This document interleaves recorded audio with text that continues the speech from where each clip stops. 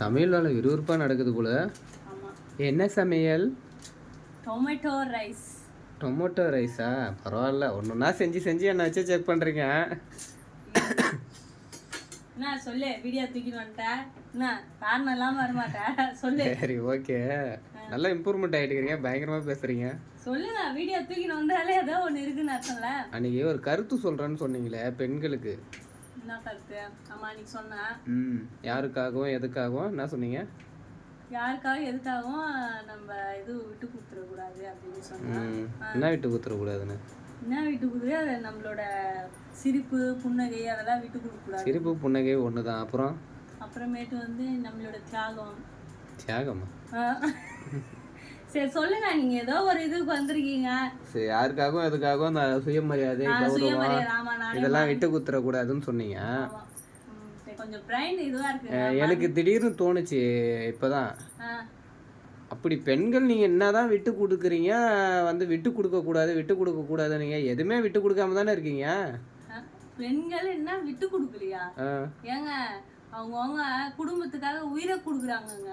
உயிரை கொடுக்குறாங்கன்னா அந்த குழந்தைய பெத்து கொடுக்குறாங்களா, அது சொல்றீங்களா? அதுவே இல்லைங்க, ஒரு என்ன சொல்றது, உயிரை கூட கொடுத்துடுறாங்க. அவங்கள உயிரையே மறுத்துக்கிறாங்களா? அதாவது மறிச்சுக்கிறாங்களா? சரி, ஓகே. அப்புறம் அந்த மாதிரி அப்புறம் காலையில எழுந்து 4 மணிக்கெல்லாம் வேலைக்கு ஓடுறாங்கங்க. ஓடு மாரி உழைக்கிறாங்க பெண்கள். காலையில எழுந்து சமையல் செய்யறாங்க. ஆமாங்க, நான் கூட பார்த்தேன். இந்த எக்ஸ்போர்ட் வேலைக்கெல்லாம் நிறைய பேர் போறாங்க காலையில. அப்புறம் கேக்குறீங்க, நான் என்ன எடுத்துக்கங்க காலையில 5 மணிக்கெல்லாம் எழுந்து உங்களுக்கு சாப்பாடு செஞ்சு கொடுக்குறேன். அதெல்லாம் இல்லைங்க, இப்போ வேலை செய்கிறவங்கலாம் சொன்னதெல்லாம் ஓகே தான். அந்த தூய்மை பணியாளர் கூட நான் நிறைய பேர் பார்க்குறேன். 2 மணிக்கு போகும்போதெல்லாம் கூட நைட்டில் ரோட்லாம் பெருக்கிட்டு இருக்காங்க, கஷ்டப்படுறாங்க தான். நான் அதெல்லாம் சொல்லலை. வேலை செய்கிறவங்க, அதாவது குடும்பத்துக்காக உழைச்சி வேலை செய்கிற பெண்கள் இருக்காங்க. அவங்க வந்து அவங்க காலை கூட நம்ம தொட்டு கும்பிடலான்னு வச்சுங்க, அவங்க வந்து கௌரவமாக. நீங்கள் வந்து சொன்னீங்கல்ல, அந்த சிரிப்பை விட்டு கொடுக்கக்கூடாது, நம்ம சுயமரியாதை கௌரவத்தை விட்டு கொடுக்கக்கூடாதுன்னு. எதுவுமே விட்டு கொடுக்காம தான் எங்களை அடிமையாகவே நீங்கள் வச்சுருக்கீங்க. அதாவது வந்து நீங்கன்னு சொன்னால், இந்த மாதிரி உழைக்கிற பெண்கள்லாம் வந்து குடும்பத்துக்காக உழைக்கிற பெண்கள். நீங்கள்லாம் வந்து எப்படின்னா பெண்கள் மாதிரி இருக்கிற ஆண்களை சொல்கிறேன் நான். நீங்கள் வீட்டுக்காரர் தானே, அப்போ ஆம்பளை தானே நீங்கள்.